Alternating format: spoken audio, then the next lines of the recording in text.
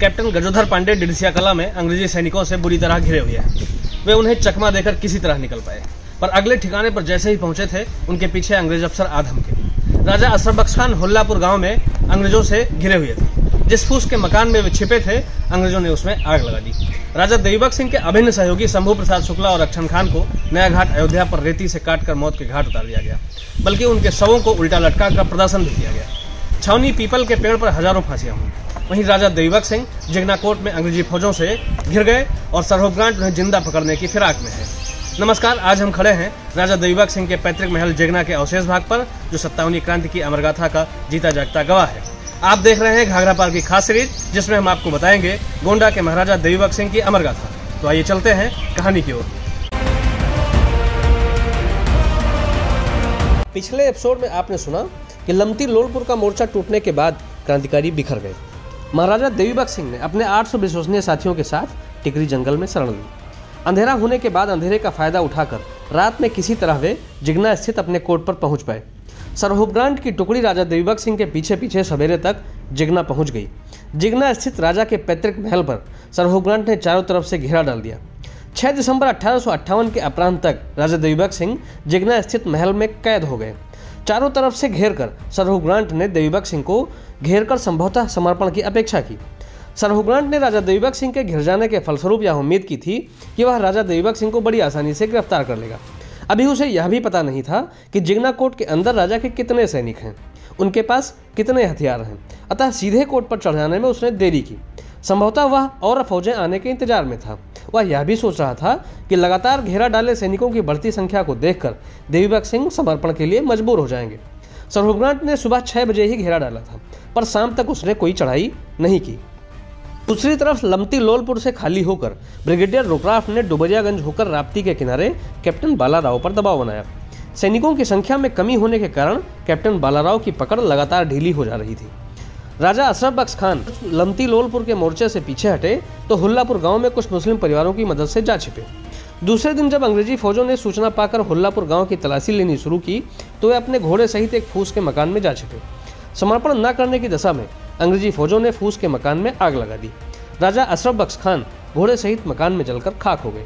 भारत माता की अस्मिता को बचाने के लिए राजा अशरफ बख्श खान का अतुलित बलिदान अविस्मरणीय घटना थी। कैप्टन गजोधर पांडे लमती लोलपुर मोर्चे से किसी तरह बचते बचाते टेढ़ी नदी की राह पकड़कर डिडसिया कला गांव पहुंचे। मुखबिरी की सह पर अंग्रेजों ने कैप्टन पांडे को जा घेरा। कैप्टन पांडे ने अपनी बंदूक से अंग्रेजों को जवाब दिया। कई अंग्रेज सैनिकों को मौत के घाट उतारकर चकमा देते हुए कैप्टन पांडे सुरक्षित भाग निकले और रामापुर बिरवा नामक गांव में जा छिपे, पर अपने ही लोगों ने अंग्रेजों के प्रलोभन में आकर पुनः मुखबिरी कर दी। अंग्रेजों ने किसी भी विद्रोही को पकड़ने में मदद करने पर इनाम की घोषणा की थी। रामापुर बिरवा में एक रिश्तेदार बुढ़िया के यहाँ कैप्टन पांडे छिपे थे। पड़ोस की एक स्त्री ने इनाम के लालच में फंसकर मुखबिरी कर दी। अंग्रेज वहां भी पहुंच गए। कैप्टन पांडे ने अंतिम कारतूस तक अंग्रेजी सेना से लोहा लिया और अंत में शहीद हो गए। भारत माता की अस्मिता बचाने की लड़ाई में कैप्टन पांडे ने अपना नाम स्वर्णिम अक्षरों में दर्ज किया।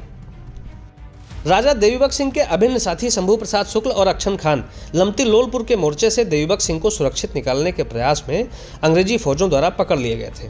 दोनों पुण्यात्माओं की दुर्दशा करके अंग्रेजों ने मौत के घाट उतार दिया। अयोध्या नए घाट पर दोनों को उल्टा लटकाकर रेती से काटा गया। अंग्रेजों ने मौत से पूर्व राजा देवीबख्श सिंह और क्रांति संबंधी तमाम जानकारियां उनसे लेनी चाहिए, पर किसी ने भी अपनी जुबान नहीं खोली।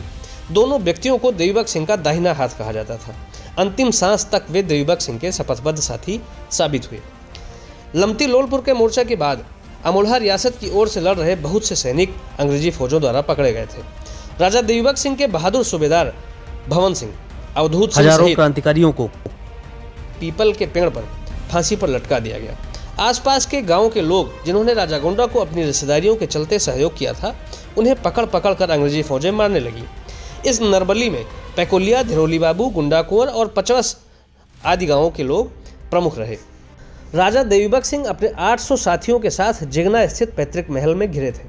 अंग्रेजी फौजों ने महल पर लगी तोपों की रेंज से बाहर घेरा डाला था। चारों तरफ से संख्या बल का दबाव बनाकर वे राजा देवीबख्श सिंह से समर्पण करवाना चाह रहे थे। राजा के पास विषम परिस्थिति थी। सरहुफ ग्रांट ब्रिटिश सेना में सर हुलिन कैम्पबेल के बाद नंबर 2 की हैसियत में रखने वाला अधिकारी था। दिल्ली, बिठूर, कानपुर, लखनऊ की लड़ाइयों को जीतते हुए वह गोंडा की सीमा में आया था। 31 जुलाई 1858 से लेकर 6 दिसंबर 1858 तक उसने भी अपनी एड़ी चोटी का बल लगाकर इस मोर्चे पर अपनी बढ़त बनाई थी। राजा देवीबख्श सिंह द्वारा छेड़े गए इस युद्ध से उसने 4 महीनों तक उलझा कर रखा और 6 दिसंबर को वह राजा को घेर लेने में सफल रहा। राजा देवीबख्श सिंह की गिरफ्तारी अथवा समर्पण उसकी खींच को थोड़ा बहुत कम कर सकते थे, किंतु राजा और उनके लोगों ने अभी भी लमती मोर्चा हारा था, हिम्मत नहीं हारी थी। राजा ने अपने सभी प्रमुख सरदारों से सरोग्रांट के घेरे को तोड़कर निकलने की योजना बनाई। सुरक्षाकर्मियों द्वारा पहले गोंडानगर से रानियों को इकोना किसी गुप्त स्थान पर भेज दिया गया। जिगना महल के आसपास राजा गोंडा ने बरुआर समुदाय के लोगों को बसाया था। जिगना महल के 10 किलोमीटर के अर्धव्यास में बरुआर समुदाय के अधिकांश लोग थे। मेवातियों की भांति बरुआर समुदाय के लोग भी राजा देवीबख्श सिंह की सेना में सैन्य सेवाएं देते थे। बरुआर समुदाय के अधिक लोग बेलवा और लमती मोर्चे पर राजा के साथ लड़ रहे थे। जिन परिवारों के लोगों ने अंग्रेजों के खिलाफ लड़ाई में अपना बहुत कुछ खोया था, उन सब में अंग्रेजों के प्रति गुस्सा चरम पर था। अपने राजा को चारों तरफ से घिरा देखकर स्थानीय नागरिकों ने राजा की मदद करने का मन बना लिया। जिगना के आसपास के विशेषकर बरुआर समुदाय के नागरिक अपने पारंपरिक हथियारों के साथ राजा की मदद में आने लगे। महिलाएं, बूढ़े, बच्चे, जवान सभी ने पारंपरिक हथियारों के साथ हंसिया, कुल्हाड़ी, कुदाल, फावड़ा तक थाम लिया। देखते ही देखते स्थानीय नागरिकों की सहायता से राजा के पास भी संख्या बल दिखने लगा। राजा देवीबख्श सिंह के प्रमुख सरदारों ने उन्हें शीघ्र ही अंग्रेजों का घेरा तोड़कर निकल जाने का सुझाव दिया, क्योंकि अंग्रेजी सेनाएं लगातार इसी ओर बढ़ती आ रही थीं। शायद क्रांतिकारियों को इस बात का अनुमान था कि यदि 1-2 दिन के भीतर घेरा तोड़कर राजा को सुरक्षित निकाला ना गया तो अंग्रेजी फौजें पूरी तरह से राजा देवीबख्श सिंह को घेर लेंगी और फिर समर्पण के अतिरिक्त कोई रास्ता न बचेगा। राजा के सभी सरदारों ने उन्हें शीघ्र घेरा तोड़कर निकल जाने की बात कही, पर वे जाने को बिल्कुल तैयार न हुए। वे अपने ही लोगों द्वारा किए गए भीतरघात से इतने दुखी थे कि अपने साथियों की तरह अंतिम लड़ाई लड़कर अपनी लड़ाई को समाप्त करने के पक्ष में थे। उनके बच्चे खुचे साथियों ने उन्हें सलाह दी कि महाराज सुरक्षित निकलकर इस मुहिम को पुनः खड़ा कर सकते हैं तथा अपने मारे गए साथियों के बलिदान का बदला ले सकते हैं। अतः आपको यहाँ से सुरक्षित जाना होगा। जिगना महल में रुकना हम सब के लिए आत्मघाती होगा महाराज। किसी तरह से राजा देवीबख्श सिंह को जिगना से निकलने के लिए मनाया जा सका। योजना तय हुई कि अंग्रेजी फौजें जिगना से पीछा करती हुई गोंडा जा सकती हैं। अतः राजा देवीबख्श सिंह सीधे भिनगा महल पहुंचे। आगे की रणनीति वहीं से तय की जाएगी। स्थानीय नागरिकों और बरुआर समुदाय के लोगों की मदद से राजा के 800 सैनिकों ने मनोरमा नदी के किनारे अंग्रेजों के घेरे पर हमला किया।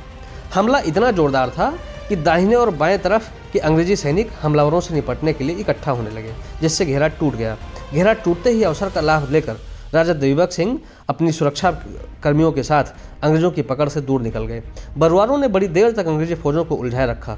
घंटों बाद अंग्रेजी फौजें गोंडा जिगना महल में दाखिल हो पाईं। तब उन्हें पता चला कि राजा देवीबख्श सिंह कहीं और सुरक्षित निकल गए हैं, जिसकी कहानी हम आपको बताएंगे अगले एपिसोड में। देखते रहिए घाघरा पर।